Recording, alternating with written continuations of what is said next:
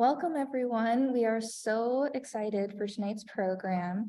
As we get started, I want to begin with reading the Lake Bluff Library's statement for Pride this month. So today and every day, the Lake Bluff Public Library uplifts voices and stories written by, for, and about LGBTQIA+ communities. This Pride Month, we stand in solidarity with our LGBTQIA+ neighbors and reaffirm our board-approved values statement, which celebrates everyone's choice to read freely, opposes censorship, and supports intellectual freedom. These values are at the heart of what we do to serve the community as we strive to make the Lake Bluff Public Library a welcoming place for all. So for those of you who don't know me, because I know we have a lot of new faces tonight, my name is Anna and I manage adult programs for the Lake Bluff Library. I am also a student of Dr. Dawn Betts-Green's as I'm studying library science. And tonight we are going to be recording, as you've noticed, so this will be available for you to reference or share with friends and family. I will send out a link once the recording is uploaded. It does usually take us a couple days to get that edited, processed, and up to our YouTube. So don't worry, I will email everyone so you don't have to panic about finding that. We'll be taking questions at the end of the program. And at that point, we will stop recording so we can do questions casually. We'll turn on mics and everything so you guys can chat. All right, so that is all I have for you. I'm going to turn things over to Dr. Betts-Green and let's learn about some comics. Thank you so much, Anna, and thank you for inviting me to do this. I'm a huge comics geek, but I also love to teach, and this is just a lot of fun for me. So as our lovely host said, I'm Dr. Dawn Betts-Green. I have a PhD in MLA and an MS in Library and Information Studies, and I teach adjunct for multiple universities, occasionally in graphic novels, but I will jam a graphic novel into any class I teach, period. And my pronouns are she, they. So why did they ask me to do this? I'm not just a rando off the street, I promise. I'm a lifelong nerd. If you were here just before we started recording, my uncle was an enormous comics fan, so he really got me into them. And it's either you can either thank him or blame him for the obsession. I am queer in multiple ways. So this is not only about something that I love as a hobby, it's also about stuff that's related to me personally. So it's super important for me. And then also I'm just dedicated to making sure libraries are as diverse and inclusive as possible. And I absolutely love the statement y'all had. That makes me very, very happy to hear, particularly in times where we have so many issues with the public and libraries and queerness. But we're here to talk about fun things for the most part.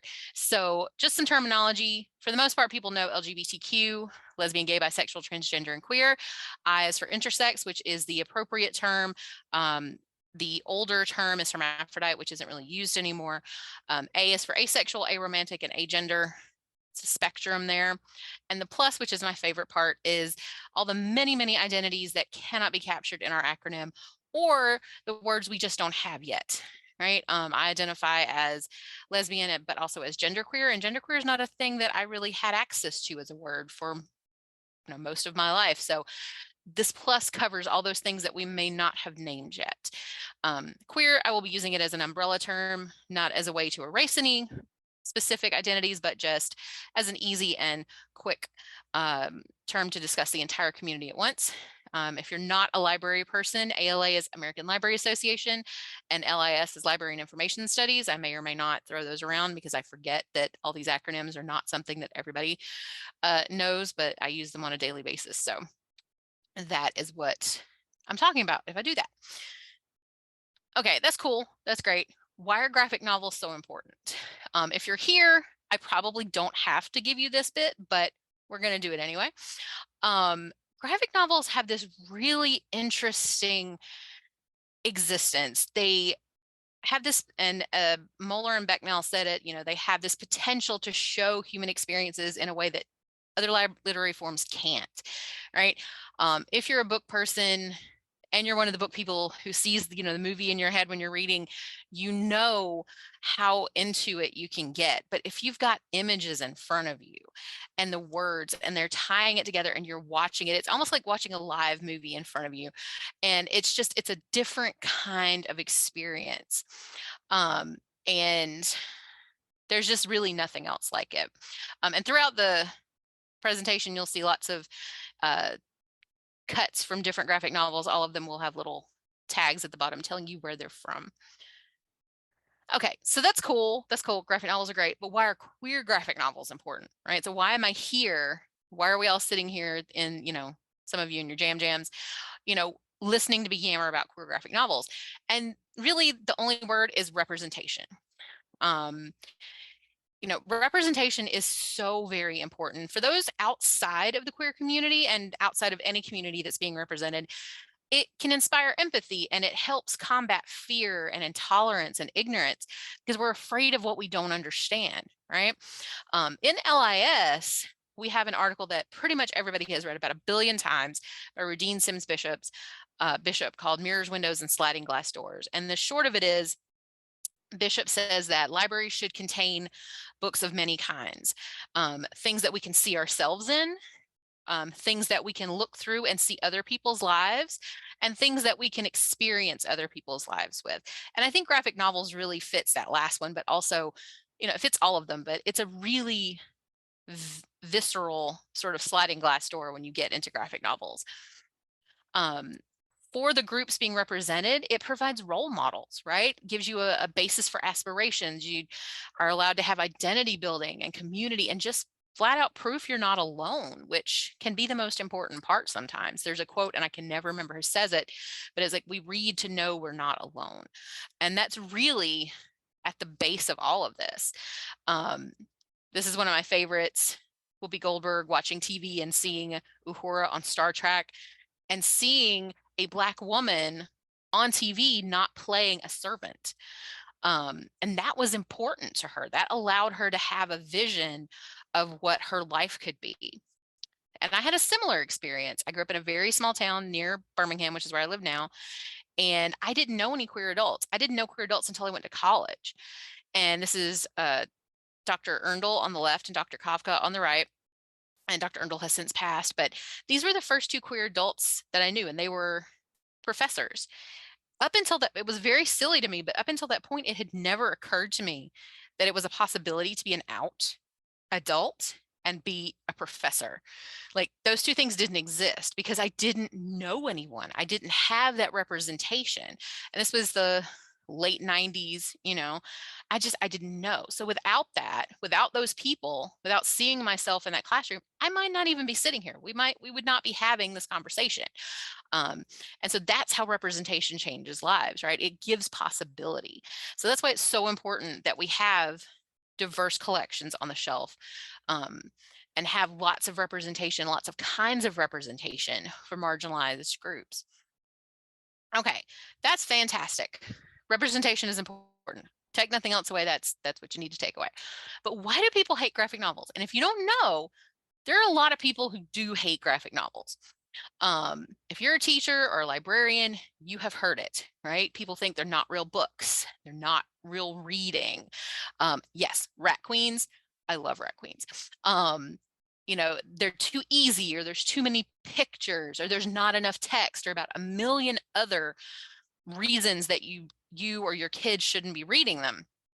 And there's a lot of, you know, research that completely negates all of those things. But what we're trying to talk about tonight is not that, is more where these things started and where they are now. So we have to go back a bit to kind of understand where all that hate comes from, because it does have a very clear origin. So we're going to talk a little bit about the history of comics and graphic novels in general before we get to the queer content. So stick with me. We're going to talk a little bit about some graphic novel history.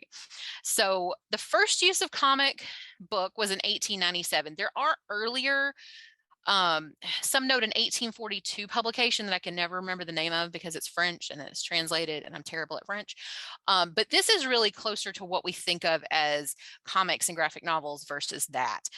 And the Yellow Kid in McFadden's Flats was just a collection of newspaper comics. So like the collections of Garfield or Pearls Before Swine or whatever that we still have now. That's basically what comic books were at the very beginning, because we didn't have this notion of comic books like Superman and things like that. In 1935, we got the first comic book of completely original material. And this is from the predecessor to DC. This is National Allied Publications. And they published this thing called New Fun, the big comic magazine.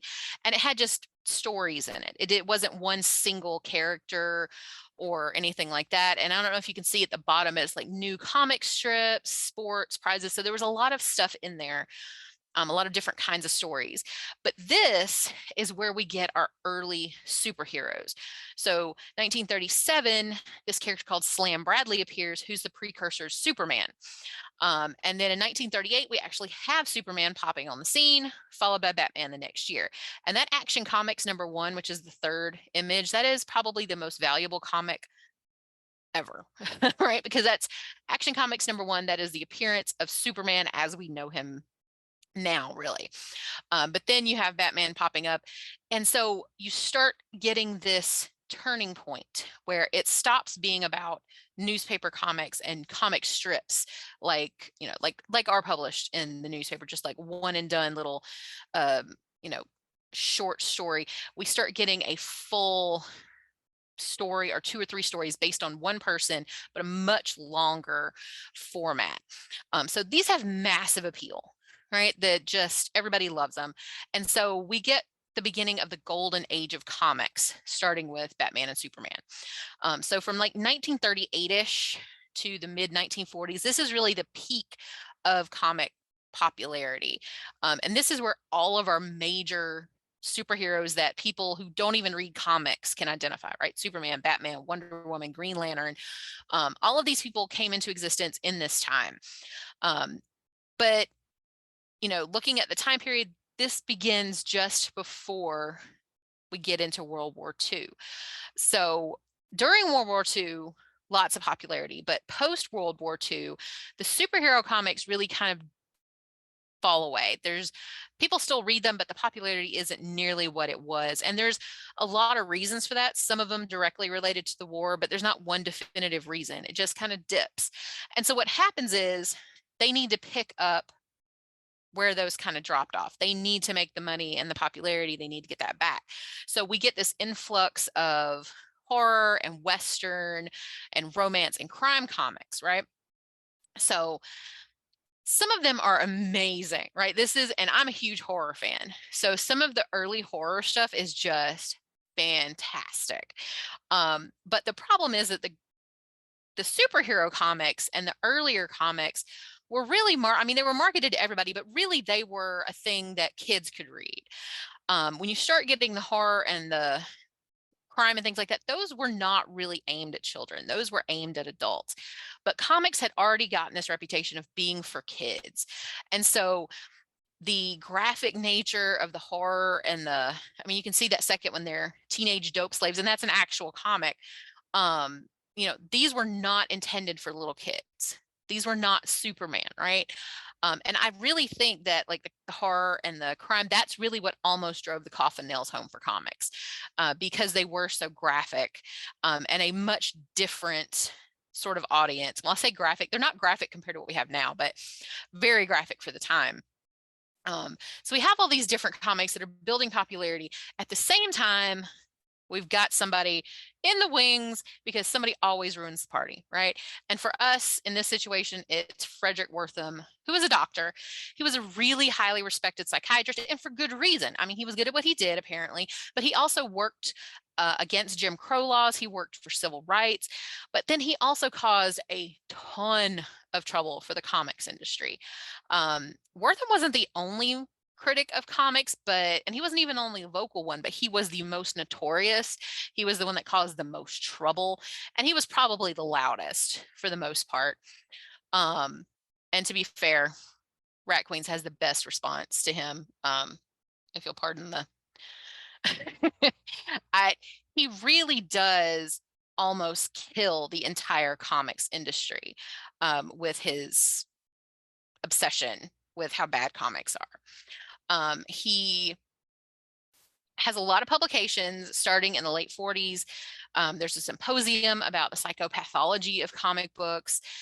Then he's cited in a Collier's magazine article called Horror in the Nursery, right? The Comics Very Funny, the Saturday Evening Review or the Saturday Review, and then a Ladies' Home Journal article, What Parents Don't Know About Comic Books. And that sounds like the clickbait articles we have now, or the Sweeps Week local news. What's killing your family? Find out at 6, right? That's the kind of idea we have here. So we got this early clickbait kind of stuff. And I've had people ask me for like, those don't sound like super popular, like Ladies' Home Journal, who cares? But at the time, those were really, really popular. And particularly households of a certain tax bracket and a certain group, that they had those in the house, right? You're talking about middle to upper middle class white people. They read these things cover to cover. It was a constant thing. Especially back then, magazines were a bigger thing, but also Ladies' Home Journal. Oh yeah, full on satanic panic related. I mean, we're still dealing with stuff like this. You're absolutely correct. I could talk for hours about satanic panic, but that's not tonight. But the Saturday Review and all these things, everybody read this. So all of this information that Wortham was shoving out into the world about how terrible he thought comics were, they were getting to the people who were paying attention. They were getting to these stay-at-home mothers who were very invested in what their children were doing because that was their job, right? So in 1954, he publishes his magnum opus, right? His book, Seduction of the Innocent. And this is a notorious book because it is chock full of just horrible research, but it is really what almost killed the comics. He had a lot of claims, tried to link Superman to fascist ideals completely. And this is post World War II in the middle of the McCarthy era. So linking something to fascism was a dangerous thing, right? This was not just this was a really dangerous thing to do for comics, was trying to link it to fascism. This completely ignores the fact that the creators of Superman, as well as a lot of other creators, were Jewish. And there were multiple World War II vets working in comics publishing. So there's a lot going on in that claim.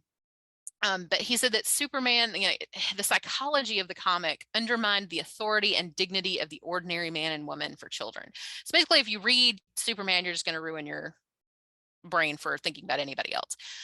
Said Batman and Robin were gay, Wonder Woman was a lesbian, comics promoted drug abuse. I mean, there was just a lot he crammed in here.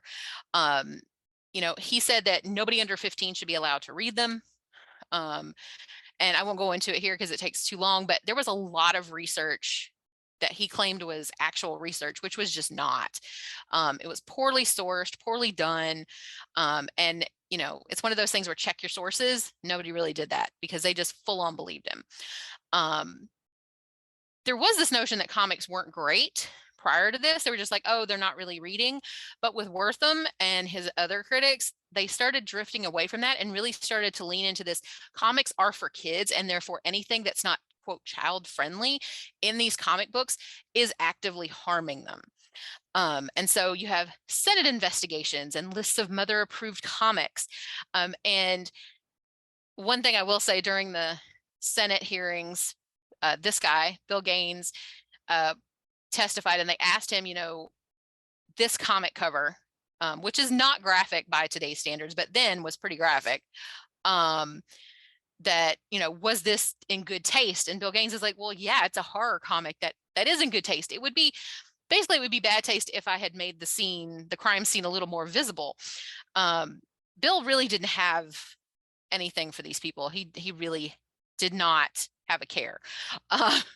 But all of this should sound a little familiar, right? Annalise mentions the satanic panic, but it also sounds very similar to the Tipper Gore and the Rockborn hearings in the 80s. So when you got Dee Snider up in front of the Senate talking about music, this is where we get the parental advisory stickers, right? Which were the bane of the existence of all of us who grew up in the 80s and 90s, because if your parents saw it, guess who wasn't getting that CD or that tape or whatever.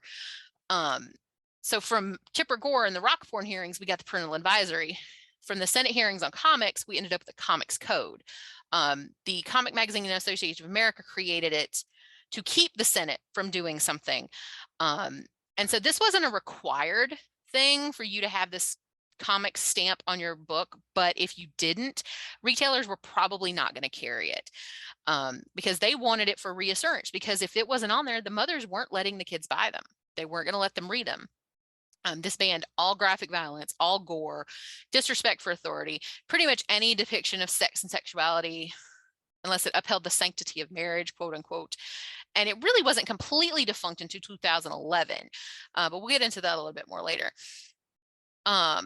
Back to Bill Gaines. So related to this, related to those Senate hearings, his publisher, Entertainment Comics, they just got rid of all their horror.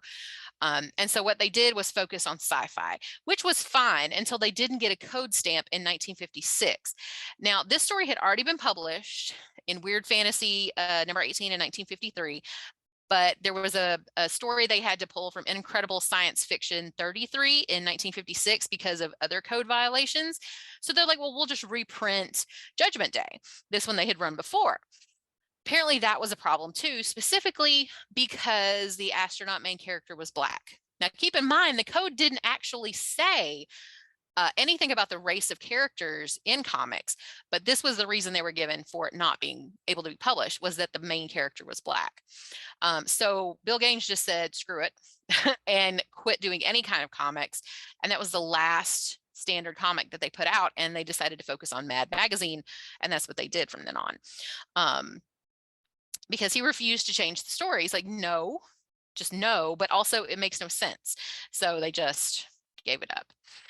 The code didn't say anything about race, but it did say very strange things like you can't use the word flick, like F-L-I-C-K, because they were afraid the ink would run and the L and the I would look like a U. So, I mean, they were very, very paranoid about what was going into these comics. They didn't want an accidental ink bleed to make a curse word out of the word flick. So lots of strange things there. And with this, we lead into the Silver Age of comics, and they were struggling, right? Because they had all of these different restrictions. And this is where you see a lot of silly storylines pop up, like Bat Baby and Bat Ape and Ace the Bat Hound. And Superman had things like Super Baby and the Super Monkey from Krypton. Batman and Robin teamed up with Jerry Lewis to fight the Joker in an issue. But it's because they were suffering under all of these restrictions that they didn't have before. As soon as the code came into play, Batwoman was introduced basically to be a romantic interest for Batman. But if you'll remember, Catwoman was sort of his romantic interest, but he couldn't be romantically attracted to her because she was a villain. She would have had to stop being a villain, done time in jail, and then become a model citizen before he could ever even look at her. So Catwoman just kind of vanished for a while because they really didn't know what to do with her. And then after the code loosened up, you lose Batwoman and Batgirl for a while because they didn't really need them. And then they come back later. But the point is, the Silver Age just got weird. When people who aren't into comics are like, well, where did that TV show, the really goofy Batman TV show, come from when we've got things like The Dark Knight? This is where that came from, because there is that goofiness, because they were just trying to publish. They were just trying to make money and keep their storylines running. Then we get the Bronze Age, which is slightly better. You get a little bit loosening of the code so that you can have things like Dracula, because before you couldn't have vampires or ghouls or anything, but they're like, well, as long as you treat them in the quote classic tradition, you can have things like the Tomb of Dracula. But at the same time, we got a lot more realism. So Peter Parker's girlfriend, Gwen Stacy, is murdered by the Green Goblin in 1973, which would never have happened earlier. You finally start seeing mainstream characters of color like Storm, and that is how she looked in her first appearance in 70. Ooh, forgot the year, but in the 70s in Giant Size X-Men. Directly following this, you get the Dark Age of comics. Now, there's lots of different timelines, but I think the Dark Ages makes a lot of sense here because it got really grim. This is the era of Superman dying. Obviously, he came back, but that was probably one of the grimmest moments in comics up to that point because you had actual superheroes just dying. Then you have Crisis on Infinite Earths, which was DC's way to reconcile all these weird timelines that had appeared. One, because of the comics code, but two, because I don't think anybody really thought comics were going to be as big of a deal as they were. So they really weren't that invested in keeping a continuous timeline. So then they had to go back and fix that. And it was bad. Like heroes died, these characters that hadn't been there for years just popped back up. But as you'll see, Marvel and DC have a habit of rebirthing anyway. And there's just lots of attempts at resolving everything with these two. But then this is where you also get the Dark Knight era of Batman. You get Watchmen, Mouse, which is not a traditional comic, but it was published at the same time frame. Just that grimness. And then sales started dropping all over for comics, and there's really not a single reason for that, but just it's kind of like the golden age. They just started dropping off in sales. Then we have the modern age, which is where we have some more attempts to fix the reboots. DC had New 52, then they had Rebirth. And then, as Jess says over here, we went to Earth Prime. I mean, there's just so many attempts and so many attempts at fixing things. And most of the time, everybody just accepts it. But if you're trying to get into comics in the middle, it's a little confusing. But this is where we are now, is what they think of as the modern age. And now we have to go back a little bit. And I went through that kind of fast because the rest of it is like the really, really fun stuff. We have to go back a little bit because queer comics history was unfolding at the same time. It was just in different publications and in different ways. Like even pre-comics code, there was no way you were getting away with queer content in mainstream comics. You were not. I mean, this was still, you could be committed to the asylum for being queer of some kind. So yeah, we didn't have any on the newsstands, but it doesn't mean that they didn't exist. Yes, now it's time for the queer content. And Moonstruck, this is from Moonstruck, which is adorable, by the way. The first real gay or queer comics artist that we really know of is Tom of Finland. And I cannot pronounce his name properly. I've tried and I feel bad about it. But everybody knows him as Tom of Finland. And he did homoerotic fetish art, and it was sold underground in Europe in the 40s. And the US didn't see it until 1957 in Physique Pictorial, which is a beefcake magazine. If you don't know what those are, it was magazines basically of mostly naked men, but it was supposed to be like bodybuilding and fitness and posing culture. But it was really a lot of it was a cover for homoerotic images because there was no way to have like gay magazines really at that time. And this was a way to kind of evade the obscenity laws. So starting in the 60s, the US obscenity laws kind of loosened up a little bit. So we started getting more of his work in the US art world. And actually in 2014, Finland did a stamp sheet, which is really cool. And I still want one to frame, but it's the similar art. It wasn't sugar coated. Like it was Tom of Finland. And so he's what we really first got our queer comics. Now, this is on the left, Marsh P. Johnson, Sylvia Rivera, bless them. In 1969, we had Stone. This was not the first. It was not the only queer uprising by any means, but it's the one that everybody knows. And it was really the one at which point, everything kind of started tipping. And we started getting lots of gay magazines and gay newspapers across the country, which led to gay comic strips, which is where we get most of our queer comic stuff is these that we still have anyway, are the queer comic strips that were started in these magazines and these newspapers.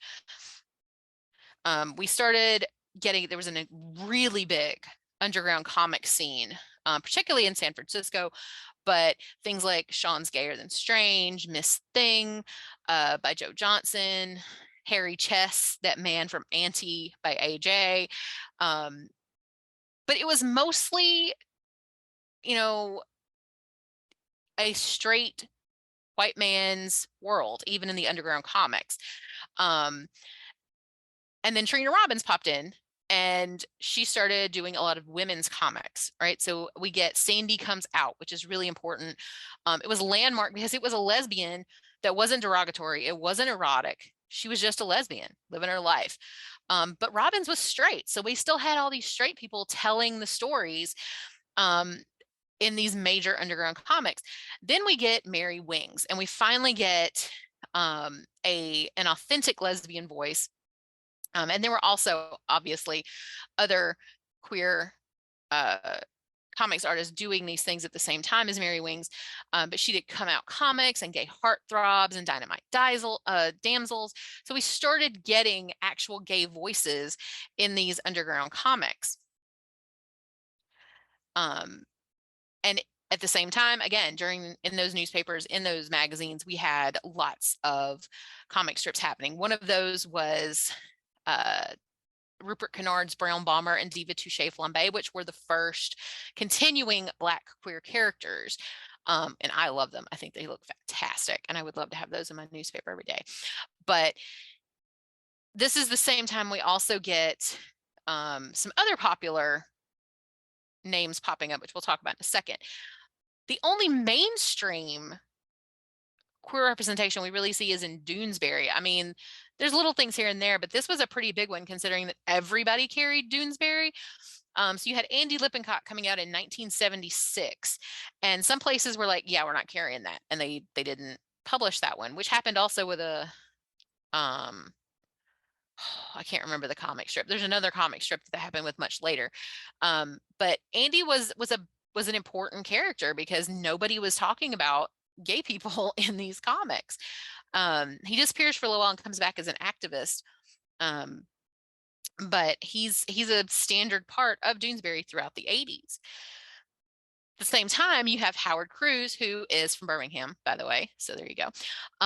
Who published Wendell, which was the first look at a gay couple, and then later Stuck Rubber Baby, which is a fantastic graphic novel about being queer in the South during Jim Crow. And the main character is white, but there are so many secondary characters that are of color, and there's a lot going on with their storylines. So it was a really important graphic novel.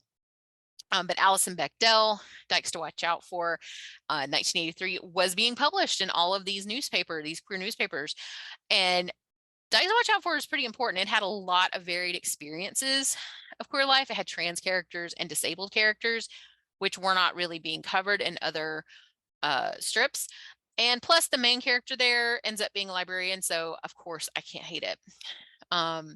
So this started Dykes to Watch Out For started in 1983, but that was also when the AIDS epidemic was really beginning in the US.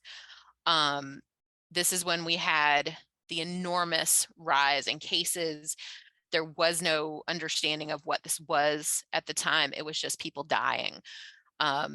And you had things like Strip AIDS and Strip AIDS USA being published as benefits for people living with AIDS and HIV. And at the same time, we, of course, get this enormous homophobic backlash. I mean, the original name of AIDS was gay cancer, or what is it? Gay-related, it's GRID, gay-related immune disease, I think. So this was not a time in which people were supportive of the queer community in any way. But at the same time, nobody was really talking about it.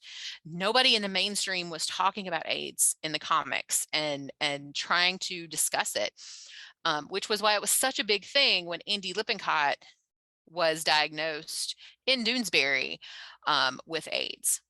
Right, he was diagnosed in 89 and died in 90, and that was really the first representation of the issue in mainstream comics. And you need to stop and think about that for a second, right? The AIDS epidemic had been raging for almost a decade, and nobody in the comics was talking about it. Like that's a pretty big deal. You had sitcoms talking about it, but it really wasn't. It didn't have anything to do with the gay community. It was about kids getting it through blood transfusion, and that was pretty much it. So nobody was talking about it. Nobody was really invested in the queer community. This era was also really full of queer zines because photocopiers had become really available, so anybody could DIY it. And so we had lots and lots of those popping up in the queer community, the punk community. Pretty much any marginalized group was going to have a ton of zines, and they're amazing. But at this same time, we start seeing a lot of queer characters in the mainstream, and we're talking explicitly queer characters. And we're going to be talking mostly about Marvel and DC. And it must be noted again that they rebirth and they reboot, and sometimes people change sexualities back, or they become suddenly gay, or they become suddenly straight. It doesn't happen a ton, but it does happen. All right, so a few here. This is Apollo and Midnighter, Batgirl's trans roommate there, Batwoman and Maggie, who were not allowed to marry. That was a whole big thing that DC dropped the ball on. Catwoman with Selena Kyle. That's bisexual representation, which is always erased. Constantine, who is also bi, got completely lost in all the adaptations, but he is canonically bi. And Harley Quinn, of course, everybody knows now is canonically bi. And these are the ones people know now. These are the ones that people think about a lot. When they did Rebirth and they issued this picture, this poster, people got really concerned because you can see Harley and Batwoman because of the red. Constantine's down dead center in brown and black. These were the only queer characters that were showing in this, and that left out a ton of others. So there was a huge concern that they were kind of erasing a lot of queer characters, which of course did happen because it always happens with a rebirth. But I digress. I want to talk about a couple of interesting characters. So Extraño is one of the is basically the first openly gay superhero at DC. He appears in 1988. They never say gay on the page, but it is made very clear that he is queer. I mean, he even has his right ear pierced, which was supposedly the quote gay ear, right? If a man had his right ear pierced, he was gay. He was really highly stereotypical, but also not being explicitly discussed as gay on the page. So people had a lot of problems with it. Also, his name translates to strange. His eventual death was at the hands of the villain Krona. Now, he appears in Millennium #2, and then when they end that series, which was a mini series, they gave him and his group of superheroes their own spinoff called the New Guardians, which lasted about a year. And he still wasn't gay on the page. And the comics code until 1989 still said you couldn't have queer characters. This was up until 1989. But according to the writers, there was editorial interference as well with Extraño. So Steve Englehart, who created this character, quit early in the New Guardians, like after the first issue, and said that the editor specifically told him he did not like gay people and did not want any in the comics he was editing. And Englehart's like, well, you've been editing Millennium and Extraño is gay. And apparently the editor's like, oh, I thought he'd been cured. What? I'm sorry. No, not good. The editor, of course, denied it, and, but fact remains that it happened. Not so fun facts about Extraño. Well, the first one I already said, the comics code forbade queer characters until 89, but the New Guardians never had that seal. They never carried a comics code seal. So you think that they would have been able to say something. The really not so fun fact, this dude exists. So this character is the Hemogoblin, an HIV positive vampire created by a group of South African white supremacists specifically to destroy the New Guardians. I am 100% serious. During the fight, this vampire Hemogoblin bites Jet, who is the sole black woman in the group, and scratches Extraño, and they, along with a white woman who is mystically connected to Jet, eventually test positive. Everybody lost it. They're like, this is completely medically inaccurate. There's no way he would have gotten it from that scratch. It's probably not ever, it would never have been able to happen even from the bite the way it happened. And the editors basically came out with, you know what, he was already positive, which was not true in any way. Basically because he was gay. So like, of course he was positive. Jet dies, but that magically cures the white woman. 100% serious. Now, later on, when they published Love is Love post Pulse, Extraño is said to have died of AIDS, which is canonically untrue, because as you'll see on the previous slide, there was a villain that killed him. He does reappear in Apollo and Midnighter and in a Pride anthology, so he does come back. But yeah, this dude, I don't know what they were thinking. Even then, I don't know what they were thinking. there was actually gender fluidity. So Cloud was introduced in 83, wasn't really canonically talked about as non-binary until 2021. They were a sentient nebula with a gender fluid nature. So while this did give us gender fluid representation, it was really problematic in a lot of ways. They're still deeply fluid when they come back. They use they, them pronouns, but their gender fluidity is easily dismissed as a sci-fi aspect. I mean, they're a sentient nebula, which is cool, but it's not the same as having a human, right? Sandman was had the first trans character in any mainstream published comic. The name, I don't know what Gaiman was thinking. This was a trans woman. I really don't know what Gaiman was thinking with that last name. There's a really troublesome plot line that involves a lot of misgendering and a lot of really problematic language about transness. And Wanda dies, unlike all the other major characters, and there's a lot of transphobia from their family. So it's really complicated and really unfortunate. And Gaiman has said that he would handle it differently. And if they do get to that episode in, if they're, I think Sandman's doing, but anyway, that a trans writer would handle that. But that doesn't fix the fact that you had a trans character named Wanda Man that you killed. You know what I mean? It's a little bit of a mess. DC has several representations and they're not great. Siobhan Aaron was in Superboy and the Legion of Superheroes, and then was later on in Legion of Superheroes.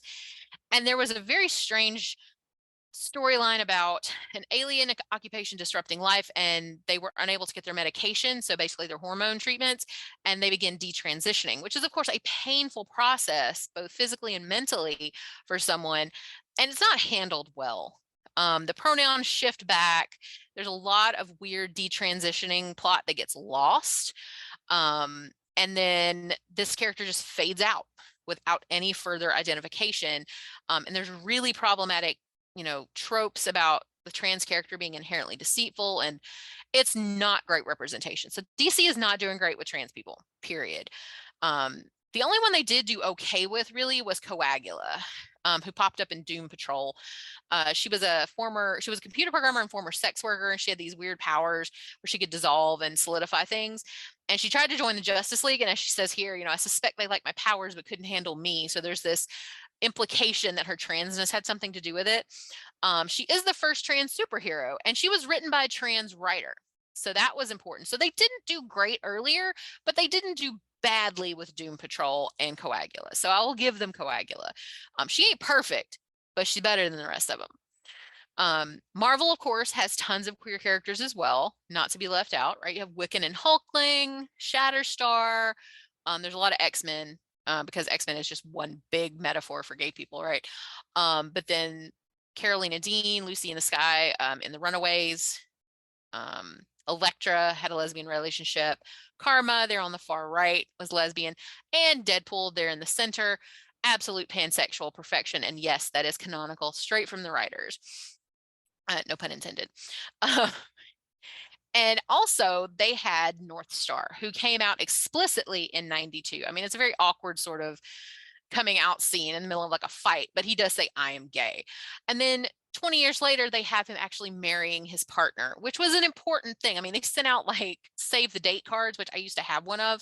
And it was like a big deal. Like they had a big wedding, and you can't really see it here, but like all the characters are out there at their wedding. So they had some good stuff, and they do have some good characters. But as recently as 2006, Marvel's reported policy was that they put an explicit content label on the cover of a book if there was a gay character, regardless of actual content. And it wasn't really well observed, but it was publicly challenged, of course. And the editor at the time was like, oh, no, it's no longer in effect, and started talking about Freedom Ring, who was the star of Marvel Team Up, as this evidence of how Marvel was really committed to their gay characters. Well, unfortunately, weeks after that interview, Freedom Ring's storyline ended. He was literally penetrated to death in a story designed to prove that not everyone has what it takes to be a superhero.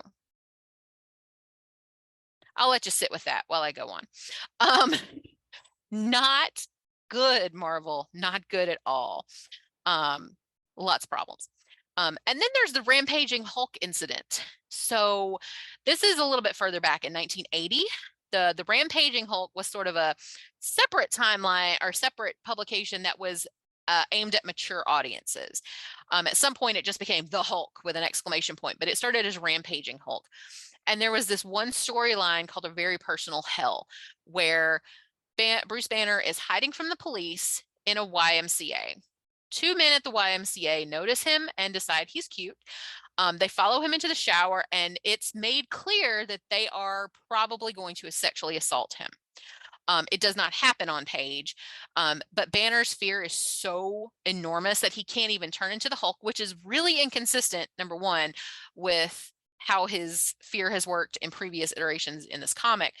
And he escapes them and nothing happens, but the trauma of it triggers him to have a rampage, to go on a rampage.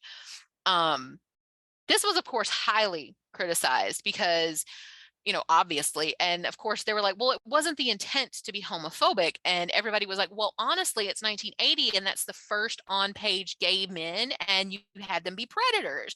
So your intention really doesn't matter here. You screwed up.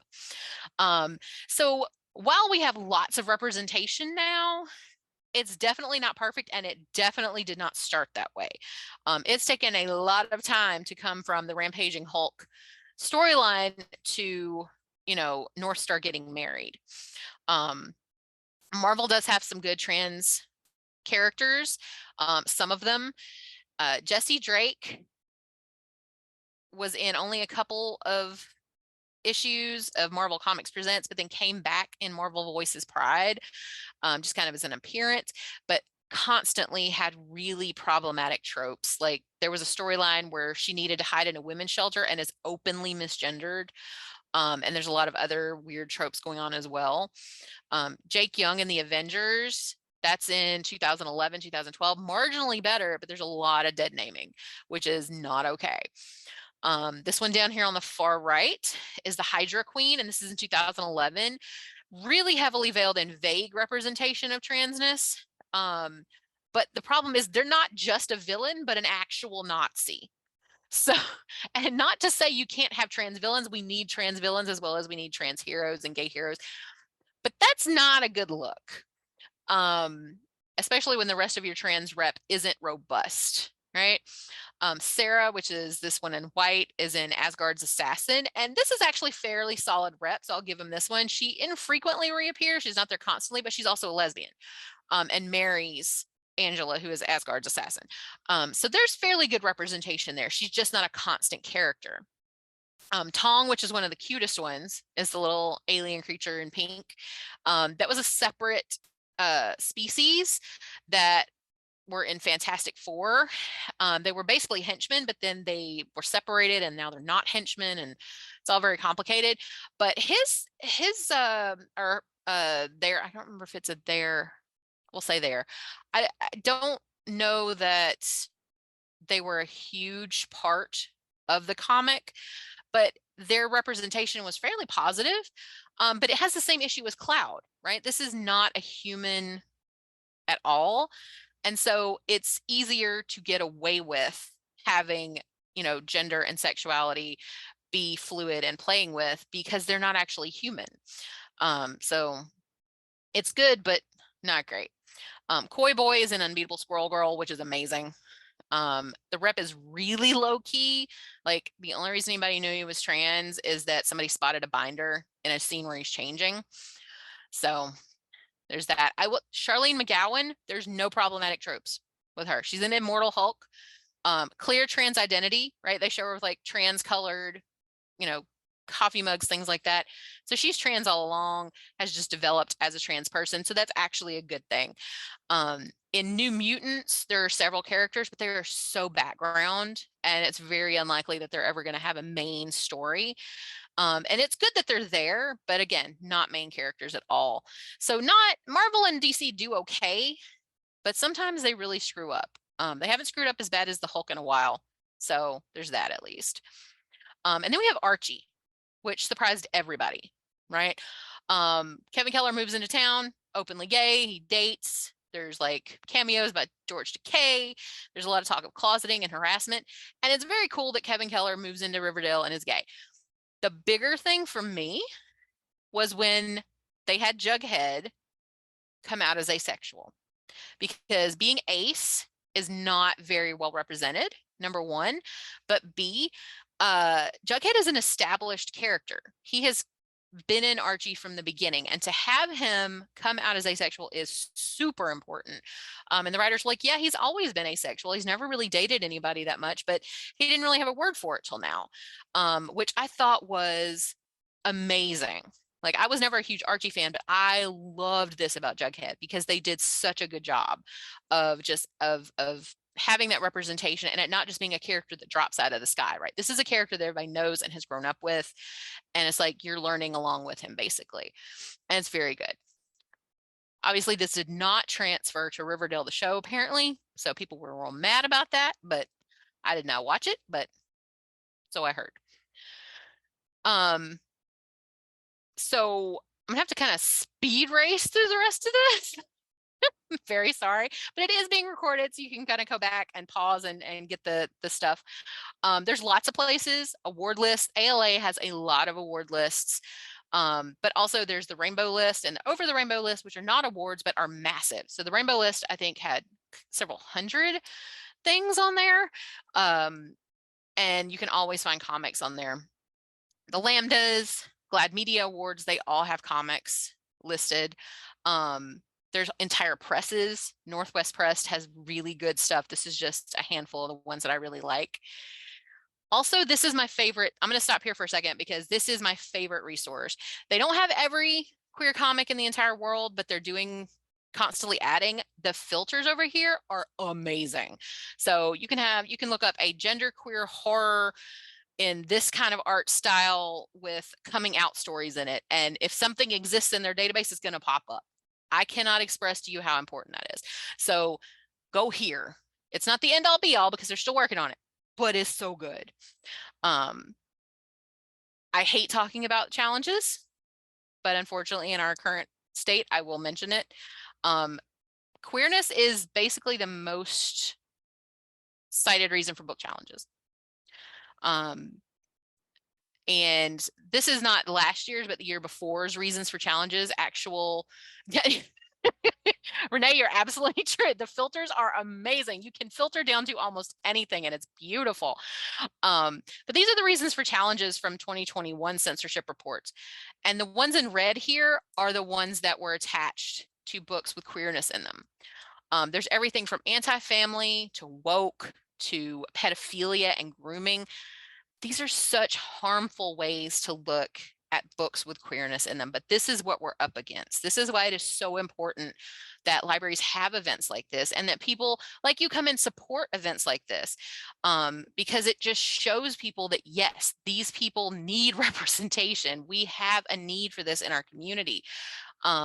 And so support your library as much as humanly possible wherever you're living, because this is the kind of thing that we're dealing with, is people coming in and telling us, you don't need to have these amazing graphic novels and books on the shelf because there's queerness in them, because they're horrible and they're destroying the world. We know that's not true, but they believe it is, and they're causing lots of trouble for us. So please support your libraries as much as possible. Again, you'll be able to go back in the recording and look at these, but I have a few recommendations because I always have recommendations. It's kind of my job. That whole row across the top there is by Kay O'Neill.